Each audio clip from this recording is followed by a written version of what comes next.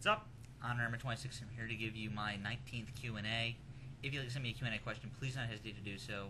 Go on my inbox, send me a personal message, pro wrestling, sports, whatever. I am still in college, and I will be doing majority of my videos in college for the next 4 months until I have winter break.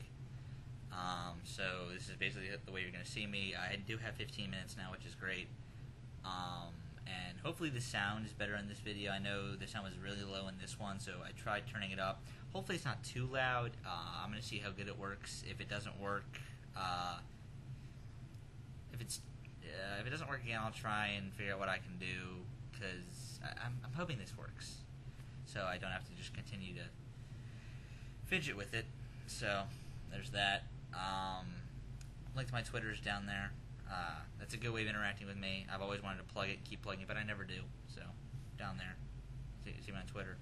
Alright, let's get to some of these questions, and now I can answer a lot of them, considering that I have 15 minutes now. Alright, first question from Shady610. Do wrestling fans need to have a... Sorry. Okay, first off, I had an 8 o'clock class today, and I'm extremely tired. Alright, first question from Shady610. Do wrestling fans need to have short memories when it comes to storylines? Fans such as myself, who like this guy, have been watching wrestling for 20 years, have seen a lot of wrestling, and it's only obvious that sometimes we will see similarities.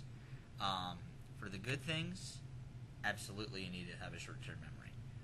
Because stuff that works, like if there's a certain gimmick that keeps on working, or a certain storyline that if you keep doing it and it works, you gotta have a short memory with that, because if it works and it just continues to work, you know, you're making money off of it, it's gonna keep happening. So, but if you do a bad thing, you keep using it. Like, a good example of a bad thing that you can't have a short-term memory about is, like, a good example is Sting turning heel. That has never worked, and TNA did it, and it's never going to work. Sting is a heel. So, you know, I have no idea why TNA ever tried to do that. So it's just weird to me. So I guess for the good things you need to have a short-term memory, but for the bad things you don't. Alright, thanks for your question. Again from Shady610. Shady610. God, I'm speaking terribly today. Who do you think are the top 5 basketball players in the NBA? Alright, number 1 is Kobe Bryant. Number 2 is LeBron James. 3 would be... I'm going to say Dwayne Wade. 4, Dwight Howard. And 5, I'm going to say Kevin Durant. I just think without the Thunder, they'd be like as bad as the Nets were last season. I'd love to say John Wall, but I can't. Alright, hopefully he will be one day. Alright, next question from Shady610, final question. Do you think ROH puts on too many great matches? With the constant 4 and 3/4 star matches on all the shows, doesn't it spoil the fans too much and make matches less memorable and meaningful? You can never have too many great matches. You know, it's a formula that has worked for several promotions. You know, it's just a lot more evident in Ring of Honor than any promotion in the world right now, because they go out there and have such great matches, such great shows. If you see my countdown for a little while, there was basically 7 to 10 matches happened in Ring of Honor. I don't know how many there currently are now. I think there's 1, 2, 3, 4, 5, 6 maybe. There's 6 or 7. I don't know. There's a lot. So you know, just with all the constant great matches, you know, you got to keep storylines fresh, because if you just see wrestling and just moves, it'll become repetitive like that. But if you have good storyline and substance behind it, then I don't think it becomes any less meaningful or memorable. So, you know, Ring of Honor does do a good job of that. So I'm going to say for that, I don't think so. I don't think they put on too many great matches at all. Question from Instant Classic G1. By the end of this year, who is more ready to be Ring of Honor World Champion, Kenny King or Eddie Edwards? I'm going to say Eddie Edwards. Both of them are, I'd say both of them will be definitely more ready by the end of this year, but I'm going to say it is going to be Eddie Edwards, reason being that he'll get the rub off of Davey. If Davey Edwards does actually retire at the end of this year, Eddie Edwards is the closest thing, and I think he'll get the momentum that Davey has now. So I'm going to say Eddie Edwards for that reason. But Kenny King is completely different. I think he's going to be the one to take the title off of the world title off of TV title off of Eddie Edwards. So, you know, I think Kenny King would be ready, but Eddie Edwards probably will be a little more. Question from 11, Jim Morrison. Who do you think the Undertaker should face in next year's WrestleMania? it matters whether he retires or not. Right now, I'm going to say... I mean, if he retires at WrestleMania 28, I think he should face Daniel Bryan there. But if not, and he retires at WrestleMania 27, streak versus career, something like that, I think it'd be a great way to set up Daniel Bryan versus The Undertaker and give Daniel Bryan... Because I think The Undertaker needs to lose his streak in his last match at WrestleMania. And he has to lose to a guy who by losing to whoever beats The Undertaker, that guy is now made in the WWE. I think Daniel Bryan would be a perfect guy for that, because to a lot of younger fans, the streak, that know what the streak is about, it means a lot. Whoever beats that streak basically has your name cemented in WWE history forever, the greatest streak, because they always build it up as this huge thing. The greatest streak in sports, or sports entertainment, but it's probably, if it was real, it'd be the greatest streak in sports, winning the equivalent of, I guess, 18 straight Super Bowls. And then he finally loses. It's huge. So right now I'm going to say Daniel Bryan, because The Undertaker will retire at WrestleMania 27, if not WrestleMania 28. If not, I'd love to see a very well built up Chris Jericho-Undertaker match, so Chris Jericho at WrestleMania 27. Question from Spiralshockah. Where do you see the wrestling industry being in 5 years in terms of who's wrestling where, who the champions are, and who's retired, and that sort of thing? I do see WWE still being on top by that point. I see TNA, as of right now, I'm saying TNA will no longer be around in 5 years. The top guy in WWE will be Bryan Danielson, John Cena, Randy Orton will still be there, Tyler Black, whatever his name is going to be. Punk, I see John Morrison getting elevated, I see Cody Rhodes getting elevated. A lot of the TNA guys, I see Samoa Joe working great in WWE, AJ Styles, AJ, maybe. I think AJ, actually, if he went to Japan and wrestled for Dragon Gate, that would probably be the best thing for him, but that's not as much money. I think Ring of Honor will be the number 2 American promotion in 5 years. Honestly, I do. I think when TNA dies, Ring of Honor is kind of going to take its place. I think Chikara might overlap PWG to be the number 3 promotion in America, or wherever Dragon Gate USA, if that's still around. I don't see any reason why it would die. So, but I see the industry maybe looked at maybe in like a little bit of a better light than it is now. Sorry about that. The industry looked at maybe like in a little bit of a better light than it is now, for the reason being that we're still a little more than 3 years away from the Chris Benoit thing, and that still is evident, and a lot of fans still realize that. Maybe 5 years is a good distance to kind of forgive that. So I'm going to say in 5 years, look at a little bit better light in society, especially if the one thing that kind of needs to captivate it, if The Rock ever gets a match at WrestleMania with John Cena, if that happens at WrestleMania 27, you might see it looked at a little better in society. I've always thought when The Rock comes back, because he's one of the kind of the active guy as an entertainer that a lot of people know. If he comes back to wrestling, maybe he'll kind of captivate. I've always thought that might happen. All right, thanks for your question. I got to eat. All right, I still got time. I got to check the time because I forgot to set my phone, which is right here. All right. First question from Sanders Robin 24. How would you compare Marufuji's 2010 to Kenta's 2009 so far? What is your favorite Kenta Marufuji match?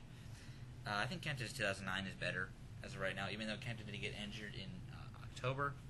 I still do think that it would be good for Marufuji for that reason to just keep putting on great matches, and because you have only 10 months of Kenta to work with, as opposed to as opposed to 12 months of Marufuji if he doesn't get injured. He did come back right at the end of December in 2009, so hopefully Marufuji can stay healthy and put on a great year in professional wrestling. He probably is the pro wrestling MVP this year if it's not Tyler Black. And by the way, if you've seen the Video Wire, that is the best Tyler Black promo of all time. Not even close. That was so great. Favorite Marufuji Kenta match. Well, another reason why I think Kenta 2009 was better. Kenta had a really, really, really close 5-star match with Davey Richards at Supercard Honor 4, and then he had had the 5-star match with Nakajima at this point in the year, and Marufuji has not had a 4.5-star match. His best match this year is probably the match with Kanemoto in New Japan. I'm trying to think if there's anything better. Oh yeah, the return match with Kenta. That was probably his best match, and so that adds to Kenta's 2010. So, but my favorite Marufuji Kenta match is the match from October 25th, 2008 for the GHC Junior Heavyweight Championship 60-minute time limit draw. Out of this world. My match of the year for 2008 was better than HBK and Flair, better than Loki and Danielson from PWG. Just, it was amazing. That was 5 stars, rehashed All Japan. That was 90s All Japan and Juniors, which they really didn't use all that much. So that was amazing. I cannot say enough about that match. Alright. Again, from Sanders Robin 24, do you think Kurt Angle will ever return to the WWE? He stated that he might want to end his career in WWE and have a farewell match at WrestleMania. I think Angle is depressed that he can't do MMA because of his health. He seems pretty bored in TNA at the moment. Do you agree? Do you think Kurt Angle will ever return to WWE?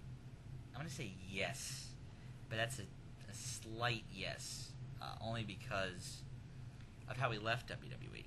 And basically, if you don't know, he's kind of the reason why that and the Benoit thing, which is obvious if you know what happens, those are the two reasons why the drug policy is in place. Because Kurt Angle was fired for drug reasons back in 2006 before they even had a policy to tell you how bad that was. But he would probably have to go to rehab before even returning on screen to prove that he's clean if he were to return to the WWE. So I'm going to say it's possible because that's where the money is, as opposed to TNA, and I bet you he'd still be recognizable. Definitely will still be recognizable in WWE. So I'm going to say slight yes. He has a farewell match at WrestleMania. I'd love that to be Daniel Bryan as well. Like, main event WrestleMania, Bryan Danielson versus Kurt Angle. The world might explode. So, you know, that's such a huge dream match of mine and so many other people's. If he's depressed that he can't do MMA, it's because of his health and because of his drug reasons. He is already, I think, too old to start. So, he'll never do MMA. And everything's boring in TNA at the moment, in my opinion. So, I'm not a TNA hater, but, you know, I just have not had an interest in the company since Hogan got, you know, started, really. I mean, Lockdown was kind of the point where I shut down because of how boring that pay-per-view was. Hardcore Justice, when I gave it a chance, because of the RVD Lynn, that was canceled. And then, you know, just TNA so uninterested in me right now. So I really can't comment on that. Even though I think he's facing Jeff Hardy this Thursday on Impact. Don't quote me on that. Final question from Sanders Robin 24. It seems like WrestleMania every year has way too much nonsense that kills too much time, like video packages, the National Anthem, Hall of Fame, etc. Do you think WWE has to make more of a conscious effort to cut some of that stuff and give matches like Mysterio versus Punk more time? A way to stop that always is good booking. So if you just do a smart booking, there's ways around that. Like if you cut 10 minutes out of Mr. McMahon and Bret Hart and gave that 10 minutes to Punk and Mysterio, I would have no problem with all that stuff being at WrestleMania. And that kind of is what makes WrestleMania WrestleMania. It's more than a wrestling show.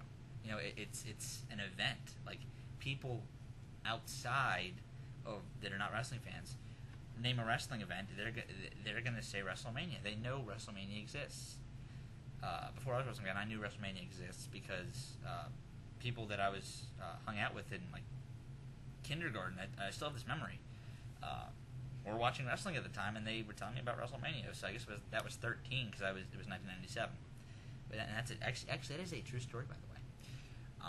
But the number one way of getting that out of the way is smart booking. So, you know, and maybe they can increase WrestleMania by 30 minutes, but that'd be it. So I don't see a reason to get rid of any of that stuff. Final question from Toilet Seat Breaker: What are your views on Matt Hardy's Strange YouTube videos? If you have never seen them, I'll provide the link right down there. Matt Hardy brand. It is actually a very good channel. It's very entertaining. I like it. So you know, they are strange, but it's entertaining. You know, at the end of the day, I really like it. You know, I am subscribed to Matt Hardy brand, and you know, I just really like their videos. Yeah, I really can't say anything more than that. It's everyone forms their own opinion on that kind of thing.